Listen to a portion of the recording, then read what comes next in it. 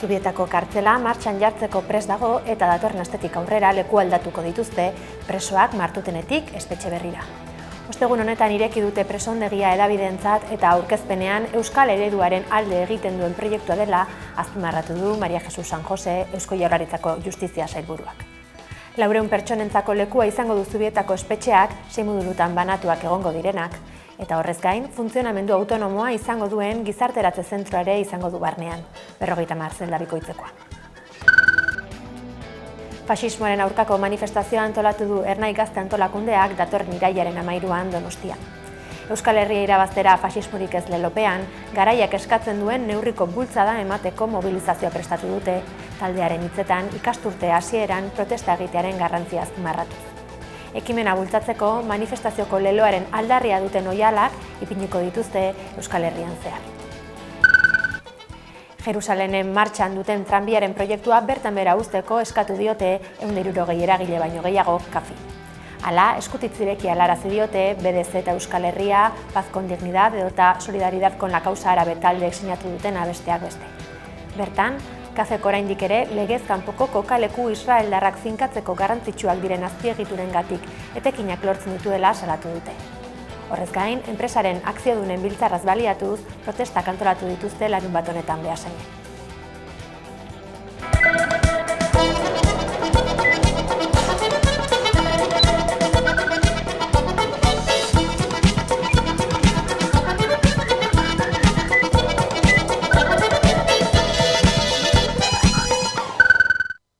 Gabon guztioi eta ongi etorri ekainaren 11ko albistegira.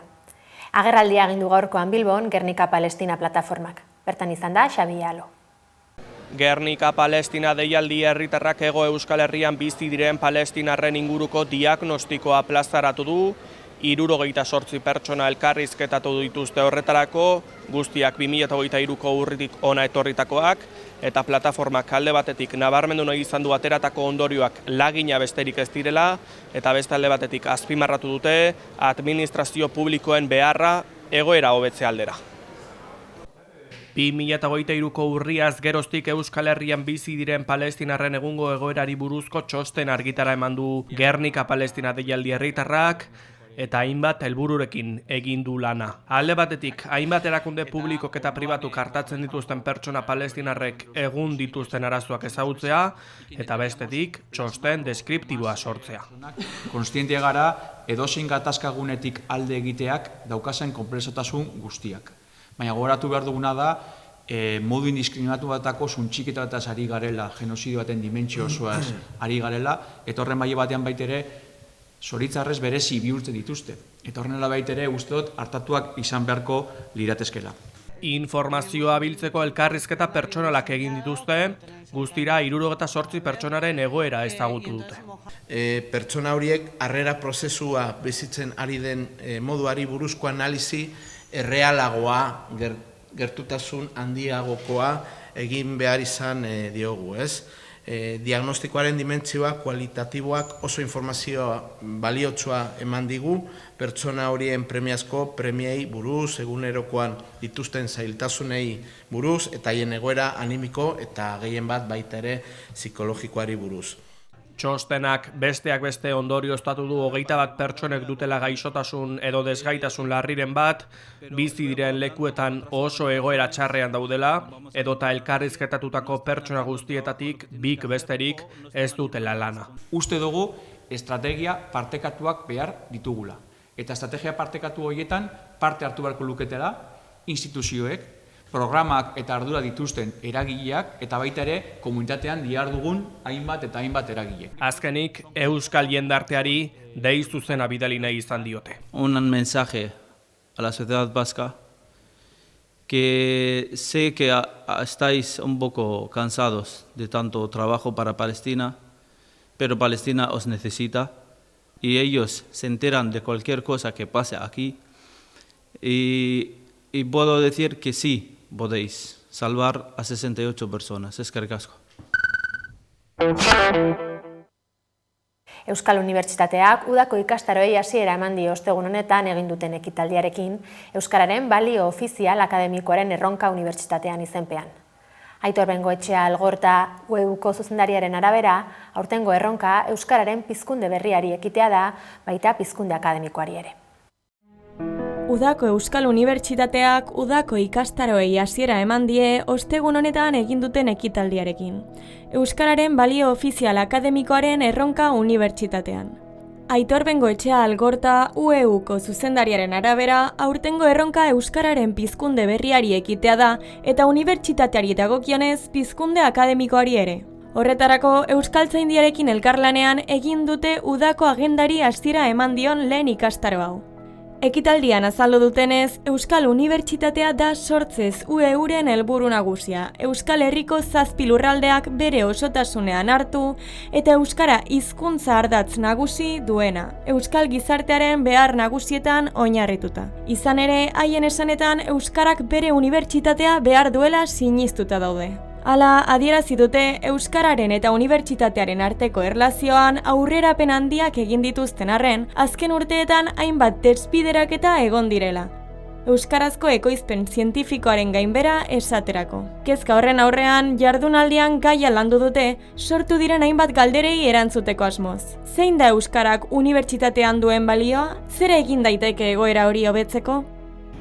Gure erronka da ekitea pizkunde akademikoari, ez? Eta pizkunde akademikoa ari garenean, zimarratu nahi dut gure lehenengo saioan, gure hasiera ekitaldian eraman dugun gaia dala euskararen balio ofiziala unibertsitatean. Izan ere euskararen balio akademikoa orain oso eskasa da, oro har, eta hori eragiten ari da, gure datuek argi erakusten dute. Euskarazko produkzio akademikoa gainbeheran doala, eta nahi dugu euskerak bere lekua eukitzea plaza akademikoan eta saiatuko gara euskerari bere bidea egiten laguntzen akademian, kasu hontan hasiera ekitaldian. Osasunbideako eta Osakidetzako medikuek greba egiteko asmoa berretsi dute, Espainiako Osasun Ministerioak onartutako esparru estatutuaren aurka daudelako. Langileen esanetan, medikuen lanbaldintzak arautuko dituen estatutu propioa beharrezkoa da. Osasunbideko eta Osakidetzako medikuek hurrengo astean grebara joko dutela iragarri dute, azken orduko aldaketarik ematen ez bada. Izan ere, langileak Espainiako Osasun Ministerioak onartutako esparru estatutuaren aurka daude. Medikuen oinarrizko baldintzak arautzeko estatutu propioa beharrezkoa dela azaldu dute. Argi utzi dute, negoziazioetan aurrera pausorik ez badago, grebara jotzeaz gain ez dagoela beste alternatiba askorik. Alabaina gaineratu dute denbora luzea daramatela lan baldintza hobeak aldarrikatzen, eta horren bestez Euskal Autonomia Erkidegoko medikuen plataformaren eta beren eskubideen alde batutako medikuak elkarteko ordezkariek iragarri dute, agian uda ondoren greba mugagabea egingo dutela. Araba, Bizkaia eta Gipuzkoako medikuek agerraldia egin dute ostegun honetan eta oraingoan aurrekoetan ez bezala Eusko Jaurlaritzako osasun sailari zuzendu dira. Langileen hitzetan, gure eskaera nagusiak hemen konpondu behar dira. Ildo horretan azpimarratu dute haien aldarrikapen nagusiak ez direla soldatari buruzkoak eta ohartarazi dute gero eta mediku gutxiago egongo direla lan baldintza hoietan jarduteko prest. Bestalde, aste honetan Iruñean Nafarroako osasun sistema publikoko beharginek lan baldintzako betzeko manifestua aurkeztu dute. Nabarmendu dute ezinbestekoa dela kudeaketan aldaketa sakona egitea, eta hildo horretan plantillak indartzea, lan baldintzako betzea eta sistemaren inbertsioa zein modernizazioa beharrezkoak direla azaldu dute. Hona hemen, aste honetan, pantaiak euskarazek eginiko ikusentzunezkoen gomendioak. Prime Video, Neskamea filma, Freida McFaydenen eleberriaren egokitzapena. Iragan Asia izan duen neska gazte bat Winchesterreko luxuzko etxe batean hasiko da lanean neskame gisa. Familiaren bizitzan sakonduala bere segurtasuna mehatxatuko duten sekretu ilunak aurkituko ditu. Baina agian beranduegi da dagoeneko. Roofman pelikula, Channing Tatum eta Kristen Dunst protagonista dituena, Jeffrey Manchesterren benetako istorio harrigarria azaltzen duen pelikula da. Gauerdian teilatuan egindako zulo batetik sartuz 45 McDonald's lapurtu zituen gizonezkoa. Atxilotu ondoren, kartzelatik ihes egin eta Toys R Us denda batean ezkutatuta bizi izan zen 6 hilabetez.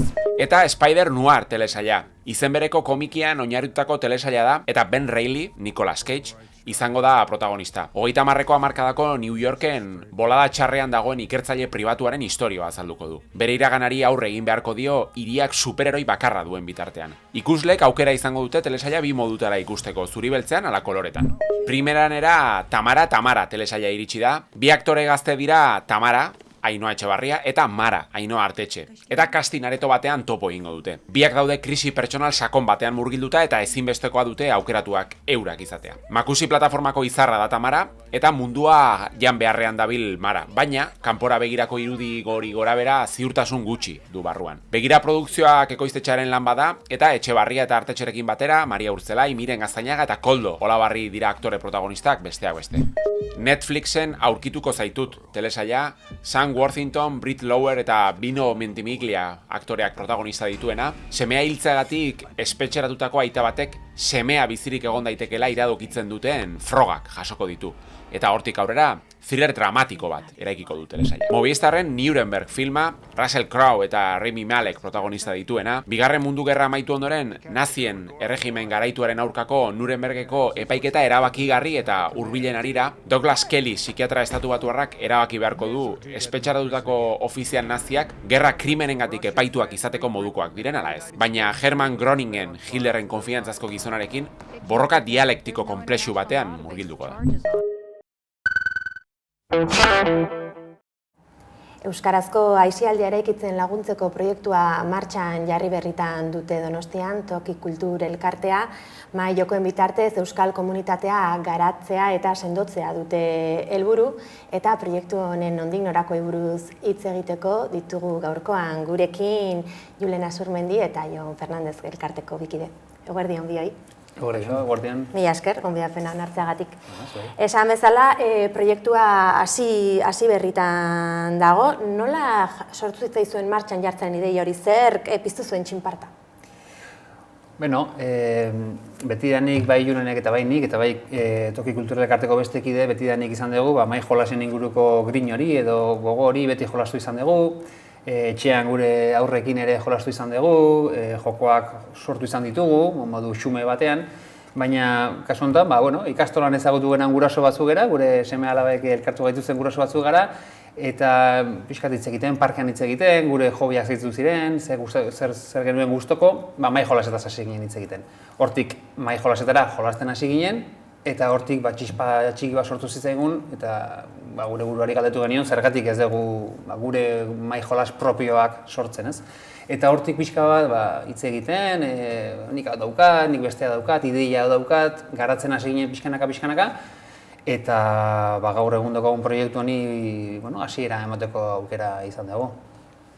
Aipatu bezala, mahai jokoak bai, baina euskara duzute ardatz, ezta? Hau da, aisialdia eta euskara sustatzea zuen helburu nagusia. Mahai jolasak sortzen hasi ginean, jolasten hasiera batean ere gure seme-alabekin, ikusten genuen adin batera arte bazegoela zer euskeraz, baina gero eta gutxiago. Eta gero ere euskeraz gauzak dauden arren asko itzulpenak besterik ez dira. Orduan, foko handia jarri diogu gurea sortzea, hemen sortutakoak euskeraz sortu eta euskeraz jolastu, hori dira gure lema eta hortatik atea ginen. Gero ere ikusten genuen euskeraren ezagutza egon badagoen arren, erabilera eskasa zela. Eta batzutan gure seme-alabak ere ikastolatik atera eta gauza batzutan gaztelera ibiltzen ziala, eta zaten ez da posible. Orduan, hori, euskeraz sortu genituen jolas hauek, euskal kultura eta gure ingurunea kontuan hartuz, euskeraz jolasteko. Eta hemen ikusten ditugu mahaian badaudela, oraintxe galdetuko dizuet, bi joku hauen inguruan, baina orain arte garatu dituzuen proiektu propio hauek aurri zuzendurikoak dira, helduei denok batera jolasteko, zein da nolabaiteko publiko hori? Guretzat publiko guztia da. Bai aurra, bai gazteak eta bai helduak dira gure publikoa. Azkenean nahi duguna da aisialdia euskalduna izatea, partekatua, interakzioko aisialdi bat izatea, eta ez genuen zentratu nahi gure jolasak aurrei bakarrik, ze Julenek ondo esan duen bezala, iruditzen zaigu aisialdi hori publiko guztietara ireki bar genuela, ezta. Egia da oraintxe hortan mahai gainean ditugun bi joko hauetako bat aurrei zuzenduta dagoela, iruditzen zaigulako ere gure gure kultura elkartea edo proiektua ezagutarazteko, aurrei zuzenduta pauso ona dela, baina beste joko adibidez helduagoentzako da. Orduan, gure etorkizunari begira ere bai, pixkat guztiz zabaldu nahi dugu guztiz, eta bai aur, heldu eta gazteei zuzendu nahi dizkiego gure proiektu guztiak. Aipatu dugu hemen dauden bi joko hauek, konta iguzue pixka bat zertan datzan, badakit baduzuela beste bat ere interaktiboa dena, baina hitz egin ezagun lehenbizi bi hauen inguruan nahi duzen bezala. Bueno, errexenetik azteko edo oinagatik. Hau latxa da, hemen ardi latxan oinarritu gara, ezta? Eta jolas hau, zoriaren inguruan da, ez? Erdian badago karta pila bat, eta partaidek jomardea kartak hartzen banan. Eta, momentu batean, helburua da 15ko hartaldea sortzea, badaude kartak ardi batekin, 2, 3, 5, eta helburua hartaldea sortzea da, baina badaude arrisku desberdinak. Eta orduan, momentu batean, zu erabaki behar duzu, karta hauek gordetzen ditut, eta hurrengoan jarraitzen dut, edo arriskuan jarraitzen dut. Noriteko estrategia garatzea. Bai, estrategia baina oso simplea da, azkenen finean 6 urtetik aurrerako entzako da, eta... Bai, guk aurrekin jolastu izan duguenean, beraiek asko gustatzen zaie, beste karta bat hartu edo ez hartu, momentu horrek, erabaki horrek, biko duen emaitza, ez? 8 azaltzen baldin bada adibidez ardi guztiak galtzen dira, 15etik pasatzen baldin bazera baita ere, arranoarekin ondokoari lapurtu diezaiok ezu ardi sorta bat, azkenean interakzio hori aurrei asko gustatzen zaie, ez da. Eta gero bestaldetik daukagu azken balea jokua, joku hau helduagoentzako egina dago, guk 10-12 urtetik aurrerako pertsonentzako zuzenduta dago, estrategia puntu bat badaukalako. Joku hori baza jolas bat da, tute antzeko jolas bat, eta semikooperatiboa da. Hasiera batean, jokalari guztien artean balea izatu behar dute, misio batzuen inguruan, misio ezberdina daude jokoan, eta misio horiek bete egin behar dira. Adibidez, talde ezberdinetako karta daude, ezpata, kopak, urreak eta bastoak dauden bezala, kasu honetan, arpoiak, sagardoa, olioa eta arraunak daude. Orduan, baza jolas horretan, lortu behar dena da misio konkretu batean, misio horretarako palo edo talde ezberdina lortzea, misio bakoitzean ezberdina, eta lortzen baldin bada, lantaldean balea izatu egin da. Behin izatuta dagoela balea, orduan ja modu kompetitiboan sartzen gara, lehiakorrean, eta orduan bai, baza jolas honetan, ahalik eta puntu gehien lortu behar dira, simulatuz pixka bat, gure garaian, gure euskal arrantzaleai omenaldi bat eginez, balea izatzen zutenean, azkenean balearen banaketa pixka simulatuz. Orduan puntu gehien lortzen dituenak, partida edo txanda hori irabaziko luke, eta pixka bat ideia... Dagoen berezitasuna ere agian kasu honetan da, hasiera batean kooperatiboa den arren, hor sartzen da, gero kompetitiboa denez, edo lehiakorra denez, gezurrak esan, nik daukata, nik ez dakizer, hor sartzen da pixka bat... Badago zilegitasuna hor, egia dago gezurra esaten. Eta bilatzen du ere komunikazioa. Azken finean, gure jolasak, bai dira aurrez aurrekoari garrantzia handia ematen diete. Eta elkarren arteko interakzioi. Orduan, honek bilatzen du interakzio bat, kasu batzutan gezurra esaten dizut, orain esaten dizut dakizer, eta hor jolas horrekin, jolastu behar da horrekin. Aurrez aurrezko hori lehen esten duzue, baina aipatu duzue, baduzuela beste joko bat, behintzat oraingoz interaktiboa dena, zertan datza beste proiektu? Beste jolas hori digitala da, gezurti du izena, eta gezurti.eus webgunean jolastu daiteke. Digitala den arren, aurrez aurrekoa bilatzen du. Aurrez aurrekoa, jendean artean jolasteko. Mugikor bakarrekin jolasten da, eta 12 pertsona arte jolastu dezakete mugikor hori pasatzen. Azkenean hitz bat dago, eta batzuk herritarrak dira, eta bestetzuk gezurti txikitan jolasten genuen jolas hori, ahora belarrira hitz egiten, zure hitza da maila, eta zuria da maila, eta gezurtiak ez dauka maila, baina eduki pista bat edo ez, eta asmatu behar du zein den hitz gako hori, eta hitz eginez. Hemen lantzen dugu komunikazioa, euskera, eta lantzen dugu ere jende arteko hori aurrez aurrekoa. Nahiz eta digitala izan, ez dela gure lehentasuna, baina ikusten dugu betetzen duela hori. Gainera ez gara geratu ohiko hortan, banatu ditugu hitz errexak eta zailak, batzutan gazteekin edo aurrekin jolasterakoan hitz errexenak biletzeko, errex jolasteko, edo zailak helduekin bakarrik, edo denak. Eta beste buelta bat eman diogu eta euskara bultzatzeko asmoz, hitz berezi edo zailagoak diren kasuetan azalpenak ere jarri ditugu, hitz horiek ikasteko. Gainera ere ez gara mugatu hitz arruntetara, maila, aulkia eta bar. Sartu ditugu ere Euskal Herriko txoko desberdinen izenak, euskalkietan nola esaten den hitz bat modu desberdinetan, eta pixkat hori gure kultura eta ondare hau sustatzeko asmoz. Eta zein da herritarrengatik jaso duzuen feedbacka edo zer kontatu dizuete, esaten dizuete jokoan aritu ondoren? Bueno, feedbacka oso ona izan da. Lehenik eta behin, proiektuaren helburua gure inguruan oso ideia hona iruditu zaie, azkenean beraiek ere konstiente dira, aisialdi euskaldun bat behar dugula, gure ingurua euskalduna izan arren, Junelek lehen esan duen bezala, azkenean gure aurrak eta parkean, nahiko genukena, baina erdera gehiago entzuten dugu, eta gure inguruan gurasoak edo familia artean proiektua oso iniziatiba ontzat hartzen dute. Behin jokatuta, inkluso, beraiek ere joko divertigarriak direla ikusi dute, ondo pasa dute, baina batez ere aurrekoan gezurtira jolasten egon ginen parkean nahita, bai aur, guraso eta beste batzuekin, eta guk nahita begiratu genuen, baina beste guraso batzuk esan ziguten, 20-30 minutu egon ginen jolasten eta aur guztiak eta heldu guztiak, normalean agian beraien artean euskeraz egiten ez duten arren, 30 minutu horiek euskeraz egon ziren, eta orduan horri guk balio handia ematen diogu, eta horri trasladatu egin digute besteak ere bai, eta guretzako hori oso garrantzitsua da. Aipatu duzue, beraz zuek utxune ikusten duzue euskarazko aisialdian, zeintzuk dira zuek alorretan ikusten dituzuen gabezia nagusiak? Lehen aipatu bezala, ezagutza egon badago, baina erabilera faltan botatzen dugu. Eta honek bilatzen duena da hori espazio bat, toki bat, horregatik ere toki izena jarri dugu, bilatzen dugu euskararentzako toki bat. Adin desberdinetako pertsonak elkartuko dituna, aurrez aurrekoa, eta euskararen erabilera bultzatuko duena. Orduan, komunitatea pixka bat ere sortzea proiektuaren inguruan.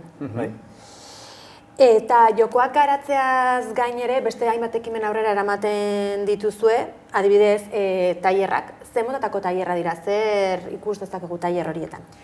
Gure ideia da, tailer horietan nahi duguna da aurrak interakzio horretan eta komunitate horretan elkartu eta jolasetara jolastu.